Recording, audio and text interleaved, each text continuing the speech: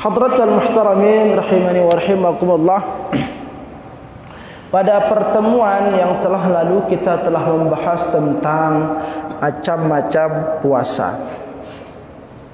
Nah, pada hari ini hadratal muhtaramin rahimakumullah, kita akan coba lanjutkan kajian kita, materi pembahasan kita tentang syarat wajib puasa, agar kita mengetahui siapa saja yang dibebankan kewajiban untuk menjalankan ibadah puasa pada bulan Ramadan. Maka oleh karenanya hadratal muhtaramin rahimakumullah, ketahuilah sesungguhnya syarat wajib puasa yang pertama itu ialah orang yang beragama Islam. Ya, mungkin pernah dibahas oleh muallim-muallim kita. Untuk menyempurnakan pengetahuan kita terkait dengan syarat wajib puasa, hadratan muhtaramin rahimakumullah, ketahuilah sesungguhnya Islam itu dibangun di atas pondasi, ya, di atas pondasi 5, sebagaimana yang disabdakan baginda Rasul sallallahu alaihi wasallam, bunyal Islamu ala khamsin. Islam itu dibangun di atas 5 dasar, ya. Yang pertama itu syahadatu alla ilaha illallah, bersyahadat, ya, bahwa sesungguhnya Allah Subhanahu wa taala tidak ada Tuhan selain Allah yang patut untuk disembah. Yang kedua, mempersaksikan bahwa Muhammad sallallahu alaihi wasallam sebagai utusan Allah. Ya. Ini yang pertama, Islam dibangun atas 5 pondasi tadi. Yang pertama itu syahadat. Ya. Yang kedua apa hadratal muhtaramin rahimakumullah? Ya, tentu sebagaimana yang kita ketahui, yang kedua ialah apa? Mendirikan salat, ya. Mendirikan salat, melaksanakan puasa. Nah, puasa ini hadratal muhtaramin rahimakumullah berada pada posisi ketiga. Sehingga kaitannya dengan syarat wajib puasa, ketika ada orang yang mengaku dirinya Islam namun mengingkari tentang wajibnya puasa pada bulan Ramadan, maka menggugurkan daripada Islam seseorang tersebut. Ya, dan sempurna Islamnya. Bahkan sebagian ulama mengatakan dia akan dimasukkan ke dalam golongan orang-orang yang kafir ketika orang tersebut mengingkari akan wajibnya ibadah puasa pada bulan Ramadan. Maka jangan sekali-kali bercanda, meskipun kesannya bercanda, ya. Kalau kita ditanya tentang orang kenapa anda tidak puasa, lalu dia lantas menjawab, tumben puasa, enggak ada kewajiban bagi kita puasa. Yang puasa itu bulan, makanya disebut dengan bulan puasa. Nah, ketika terbersit dalam hatinya pengingkaran terhadap wajibnya puasa pada bulan Ramadan, maka seketika itu gugurlah Islam seseorang tersebut. Ini dia bahayanya hadratal muhtaramin rahimakumullah. Maka sudah menjadi seyogianya bagi seorang yang mengaku dirinya Islam untuk melaksanakan ibadah puasa pada bulan Ramadan selama tidak ada yang menghalanginya untuk menjalankannya, ya. Lanjut yang kedua hadratal muhtaramin rahimakumullah. Syarat wajib puasa yang kedua itu, ya, sebagaimana yang kita telah dengar dari muallim-muallim kita, haruslah orang yang telah mencapai usia baligh, ya, orang yang sudah mengetahui, ya, antara perbedaan yang benar dengan yang salah. Orang yang mukallaf, yang telah dibebani mendapatkan beban untuk melaksanakan syariat Islam. Ini yang kedua hadratal muhtaramin rahimakumullah, ya. Maka biasanya baligh itu ditandai dengan, kalau laki-laki itu biasanya ditandai dengan, ya, usia yang mencapai 15 tahun, ya, atau kalau kurang dari 15 tahun biasanya dia telah mimpi basah. Mimpi, ketika dia bangun dari mimpi sarungnya basah, ya, mimpi basah ini, ya. Nah, orang yang seperti itu telah dimasukkan dia ke dalam kategori baligh meskipun usianya belum mencapai batas maksimal.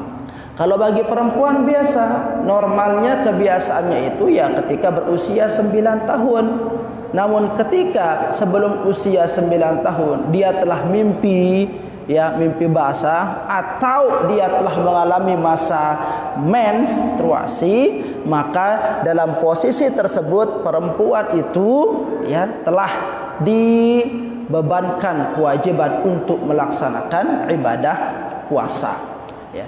Yang ketiga, hadratul muhtaramin rahimakumullah, orang yang mendapat syarat wajib puasa itu ialah orang yang sehat, ya, orang yang sehat, sehat jasmani, sehat rohani. Dia tidak sakit-sakitan, dia tidak punya penyakit yang akut misalkan, ya. Dia tidak terganggu kesehatan jiwanya. Nah, jadi dibahasakan dengan istilah sehat. Yang dimaksudkan dengan sehat di sini sehat jasmani, sehat rohaninya. Sehat jasmaninya dia sehat, secara fisik dia sehat. Makanya kalau orang yang punya masalah dengan perutnya, lambung, ya, maka orang tersebut dia tidak dibebankan kewajiban untuk melaksanakan ibadah puasa pada bulan Ramadan itu. Ketika dia memiliki masalah riwayat penyakit yang kronis, umpamanya ada orang yang punya penyakit mah, tapi mahnya itu sudah kronis, sudah sampai kepada tingkatan GERD misalkan. Kalau dia telat masuk makanan ke dalam lambungnya, maka akan menyebabkan dirinya sakit parah, menggigil sampai kejang-kejang, sesak nafas. Nah, dalam hal posisi seperti itu, maka orang itu tidak dikatakan sebagai orang yang wajib melaksanakan ibadah puasa. Kenapa? Karena kondisinya tidak sehat di sana. Ada orang yang sehat dari segi fisik, namun dari segi jasmaninya dia dari segi rohaninya dia tidak sehat. Umpamanya badannya sehat, kekar dia, kesana kemari mampu beraktivitas, tapi otaknya sedeng, ya, otaknya enggak benar, otaknya enggak waras. Juga orang yang seperti itu dikatakan tidak sehat, maka tidak dibebankan kewajiban untuk melaksanakan ibadah puasa, ya. Nah, ketika orang-orang dalam posisi seperti yang tadi, tidak sehat jasmani, tidak sehat rohani, ketika dia tidak melaksanakan ibadah puasa, apakah dia mendapatkan dosa? Tidak. Ya, sama seperti anak kecil yang belum baligh, ketika dia tidak melaksanakan ibadah puasa, maka dia tidak akan dikenakan dosa. Statusnya sama. Melalui hadis Rasul sallallahu alaihi wasallam yang mengatakan, rufi'al qalam an thalath. Malaikat itu tidak akan mencatat amal kesalahan, perbuatan salah dari seorang hamba, ya, ketika dia mengalami 3. Yang pertama, ya, dari indas sabi hatta yablugha, ya, anak kecil sampai dia berumur baligh. Anak kecil yang belum baligh, maka kesalahan apapun yang dilakukan semasa hidupnya tidak tercatat oleh malaikat, ya. Yang kedua, siapa? Ya, orang yang tidur sampai dia bangun. Makanya kalau ada orang tidur nyumpak-nyumpak, itu enggak masuk catatan malaikat itu. Nyumpak misalkan sedang tidur nih. Ada kan orang yang seperti itu kan? Kalau bahasa anteno ngigo itu bahasa Indonesianya. Bahasa Sasak apa? Kepundangan. Bukan. Ayo ya, lihat yang tahu bahasa Sasak nah, ngigo lah kalau bahasa Indonesianya. Dia ngigo sambil tidur, nyumpak, ngerantik, misalkan dia ampas bawang lo sekanu ini coba. Nah, kayak gitu misalkan dia, tapi dia dalam keadaan tidur, maka tidak tercatat dosa dalam buku catatan malaikat. Orang yang melakukan dosa ketika dalam keadaan tidur, ya. Nah, umpamanya ada orang yang tidur nih, sedang tidur, terus maka lebihan lekan ngigo, bitna palu, leka sambil 20, apa na pantok otak dia misalkan, ya, dia kan tidak kena hukum. Kenapa? Karena dia dalam keadaan tidur. Seperti itu. Lagu lah mudah-mudahan aja kan, ya tapi nak pinak arana tinduk ni noh. Ya. Nah ini dia hadratul muhtaramin rahimakumullah. Yang ketiga, orang yang tidak akan masuk dalam catatan malaikat sebagai perbuatan salah ialah orang yang gila sampai dia tersadar. Ya. Nah, maka ketika orang tersebut mengalami gangguan akal pada bulan Ramadan, maka dia tidak dibebankan kewajiban untuk melaksanakan ibadah puasa. Nah, bagaimana umpamanya? Ya, bagaimana umpamanya ketika ada orang yang pada pagi harinya dia tersadar, ya. Lalu dia mengalami gangguan di sana.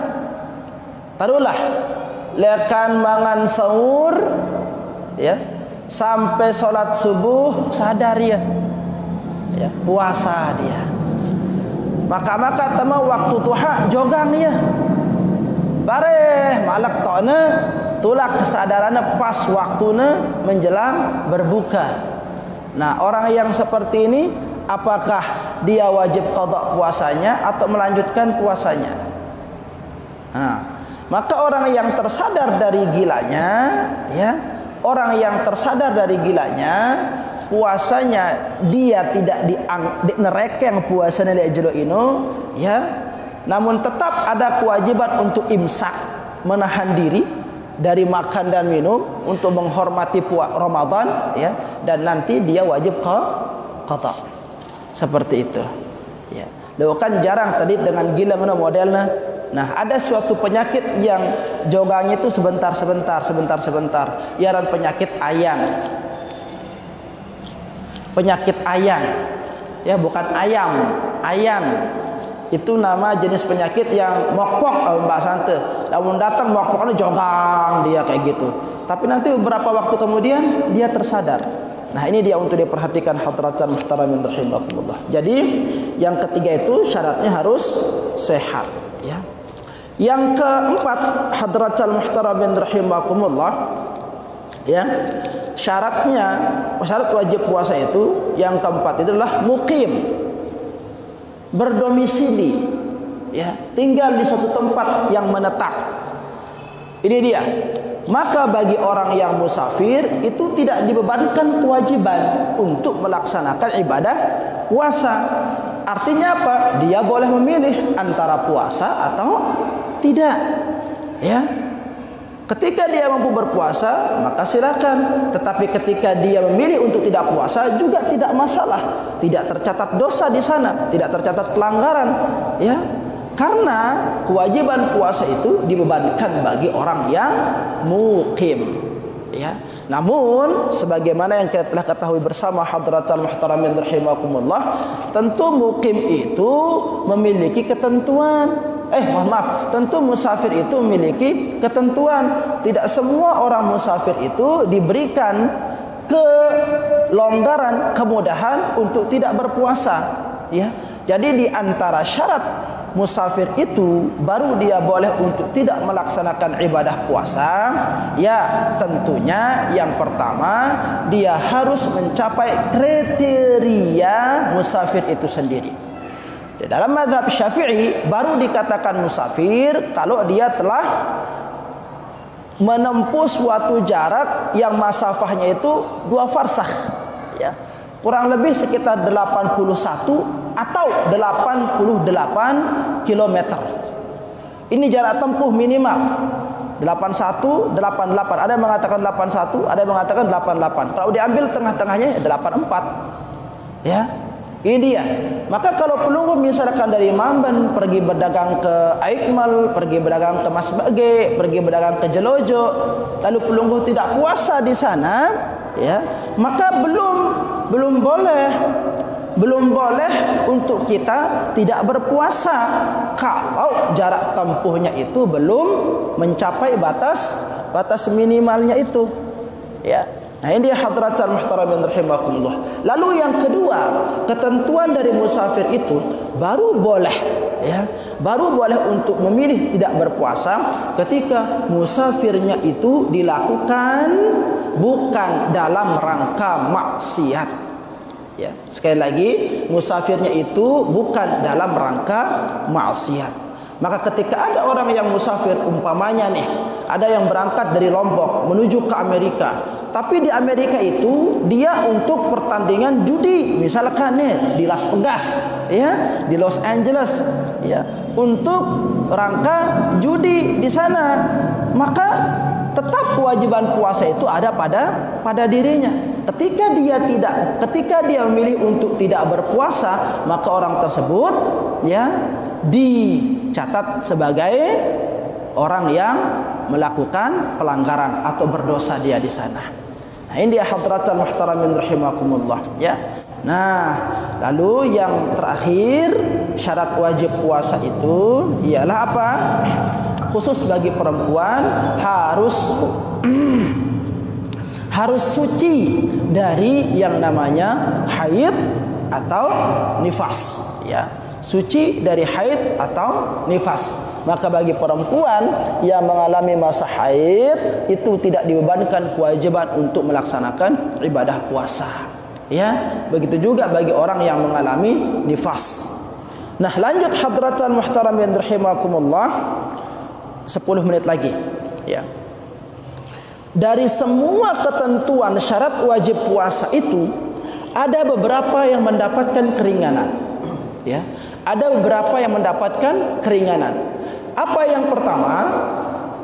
Orang yang mendapatkan keringanan untuk tidak berpuasa, yang pertama ialah tadi orang yang musafir, atau kata lainnya tidak muqim, ya, musafir. Ini dia. Tadi sudah kita jelaskan musafir yang seperti apa yang menyebabkan dia boleh untuk berpuasa, sudah tadi kita bahas. Yang kedua adalah orang yang marid, orang yang sakit atau tidak sehat, ya. Maka dua orang ini adalah golongan pertama yang boleh memilih antara dia berpuasa atau tidak berpuasa.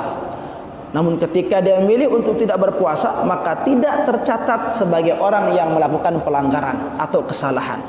Dalilnya mana?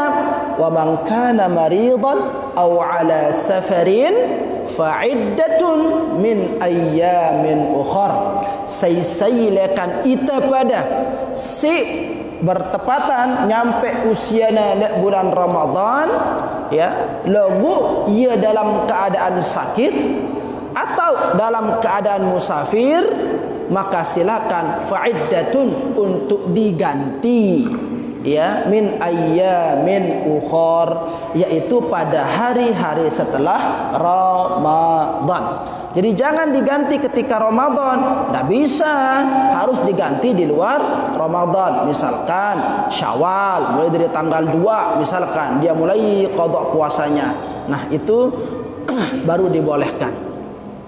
Lanjut yang kedua, hadratul muhtaramin rahimakumullah, siapa orang yang diberikan keringanan untuk boleh tidak berpuasa setelah tadi pertama orang yang sakit, lalu yang kedua orang yang musafir, yang ketiga, mohon maaf ya, dialah orang yang lansia, lanjut usia, tua renta, tua loka. Bahasa sana kayak gitu. Dengan si tua gati hadratul muhtaramin rahimakumullah, ya, kalau ada di antara kita yang masih misalkan ada punya orang tua, ya, ibu tapi usianya sudah tua renta, ya, atau kita yang bajang-baja masih punya papu atau masih punya balok tapi umurnya sudah mengkhawatirkan, ya, mengkhawatirkan, maka jangan paksa puasa orang yang lanjut usia. Orang tua kita yang sudah tua-tua, papu kita yang sudah longgor-longgor, jangan dipaksa untuk melaksanakan ibadah puasa. Kenapa? Karena untuk bertahan hidup saja susahnya minta ampun, kita lihat dia. Coba kita dengan si tua, ya, untuk jalan saja susah, masukkan makanan saja susah ke dalam lambungnya, apalagi gina puasa, ya. Sang maka suruh dia puasa tu siapa nak sugul nyawa na. Ini dia. Nah, kita sebagai anak di sana itu harus memperhatikan orang tua kita, Ya, dendek lantas gara-gara kita puasa atau gara-gara untuk berhemat apa terpaksa dengan tua atau puasa letono dendek ida ama ida ina puasa tono masa ada kalah si papunda ya do dendek dah sampai ngono ya popo dah misalkan paksa ada ida ndak gawe dah tua jadi manusia dek dua puasa kita teh jangan seperti itu, jangan dimarahi, jangan dimaki-maki ya. Biarkan saja untuk dia tidak berpuasa. Kenapa? Karena Allah memberikan kemudahan bagi orang-orang yang sudah lanjut usia. Bedalilna wa 'alal ladzina yutiqunahu fidyatun ta'amu miskin. Dan adapun bagi orang-orang yang sudah tua renta, yang lemah dalam kehidupannya, maka dia boleh untuk tidak berpuasa dan tidak wajib pula untuk menggantinya. Ingat, ini beda dengan yang tadi dua di atas, ya. Kalau orang sakit sama orang musafir, dia boleh tidak puasa, namun wajib qada, wajib ganti. Nah, khusus bagi orang yang sudah tua renta, dia tidak wajib puasa dan tidak wajib qada. Ya. Ingat, tidak wajib puasa dan tidak wajib qada. Namun, ya, dia wajib fidyah. Dia wajib fidyah. Ya. Bagaimana fidyahnya? Ya, fidyah orang yang tua yang tidak mampu melakukan puasa itu ta'amu miskin. Dalam setiap hari yang dia tinggalkan, sebagai fidyahnya atau sebagai tebusannya, dia harus memberi makan satu orang miskin. Satu orang miskin. Jadi makan dengan porsi normal, memberikan makanan dengan porsi normal. Kalau di Indonesia makanan orang itu nasi, maka silakan dipersiapkan ya, nasi beserta lauknya, ya beserta disapnya kalau perlu, ya. Buah-buahnya berikan kepada orang miskin. Jangan kepada tetangga yang kaya, kepada orang miskin. Itu dia fidyahnya atau tebusan bagi orang tua yang tidak mampu melaksanakan ibadah puasa. Ya, bisa enggak diuangkan? Kalau kita kembali kepada dalil, maka jelas fidyah bagi orang yang meninggalkan puasa itu memberikan makan orang miskin. Tetapi menurut jumhurul ulama boleh untuk kita mengganti makanan tersebut dengan nominal yang seharga dengan makanan tersebut, ya, dengan nominal seharga dengan makanan tersebut. Misalkan kalau satu porsi nasi itu harganya 15.000, maka berikan 15.000 bagi setiap puasa yang ditinggalkan, ya. Tapi tolong ini catatannya hanya untuk orang yang tua saja. Lalu jangan kita yang masih segar-segar ini berusaha meninggalkan puasa. Coba-coba meninggalkan puasa masih gimana? Sejelong enggak 15 yu. Kali telung dasa kapan ku penuh. Misalkan seperti itu. Jangan ada hasrat hati untuk melakukan perbuatan seperti itu. Tidak boleh. Ini ketentuannya hanya untuk orang tua saja, ya. Nah, kalau uang tersebut mau diberaskan, boleh apa tidak? Bisa juga, tetapi catatannya adalah harus dengan makanan pokok setempat. Jangan orang mamban pelungguh de kasih dia tepung umpamanya, ya. Jadi harus sesuai dengan bahan pokok daerah setempat tersebut, ya. Berikan beras. Berapa ukurannya? Ya 1 mud.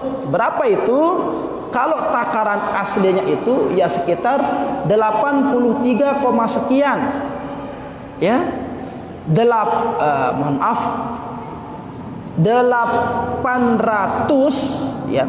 830 sekian miligram, ya, miligram. Artinya apa? Belum mencapai 1 kilo. belum mencapai 1 kilo. Nah, tapi kalau mau digenapkan ke 1 kilo maka tidak masalah. Ya, mau digenapkan menjadi 1 kilo maka tidak masalah. Nah, jadi seperti itu. Nah, ini perbedaan antara orang sakit atau orang musafir yang meninggalkan puasa dengan orang yang tua renta yang meninggalkan puasa, ya. Nah, lalu yang terakhir, orang yang mendapatkan keringanan untuk boleh tidak berpuasa ialah wanita hamil atau wanita menyusui. Maka ketika pelunggu sedang ngidam berat, ya, boleh untuk tidak berpuasa. Pelunggu sedang hamil besar, boleh untuk tidak berpuasa.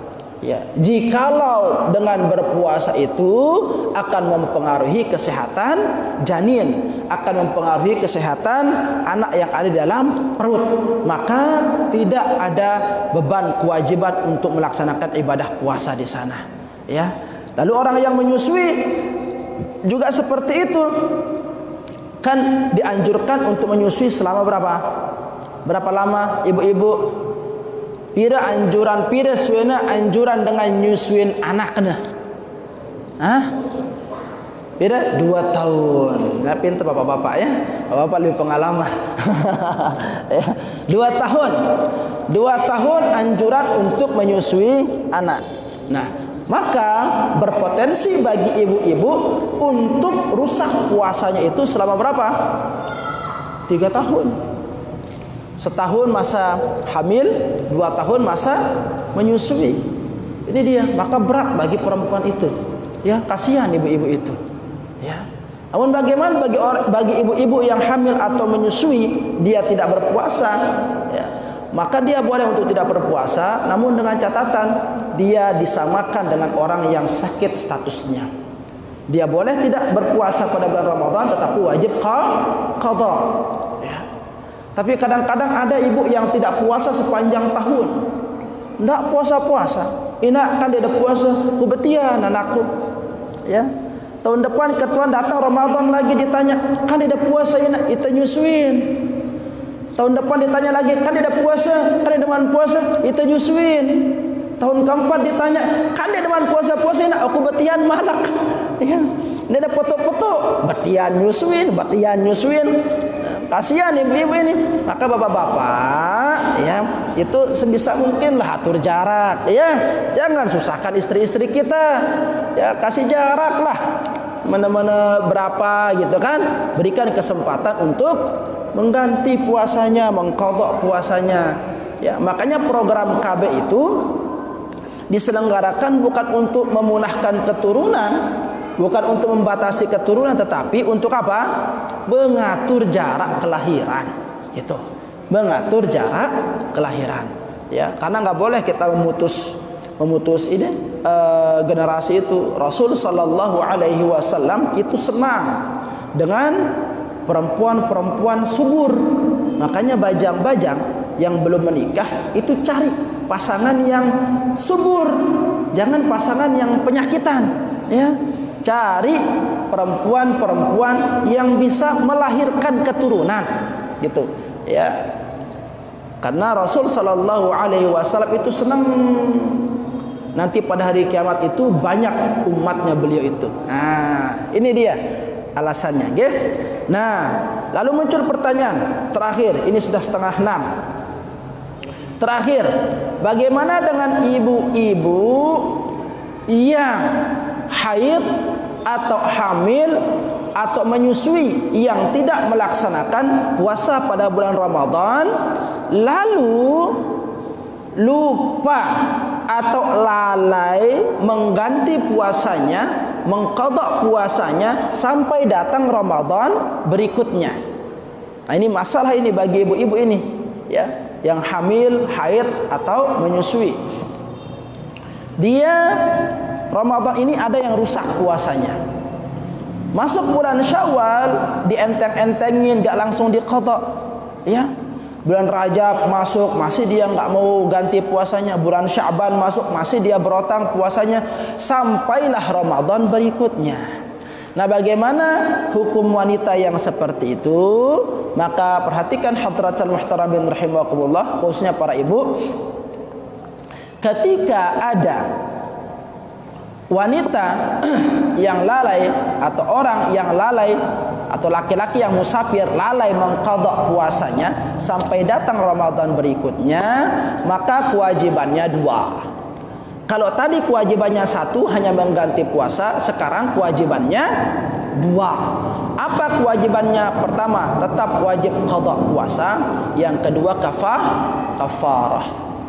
Ya, tebusan bagi kesalahan yang dia lakukan itu.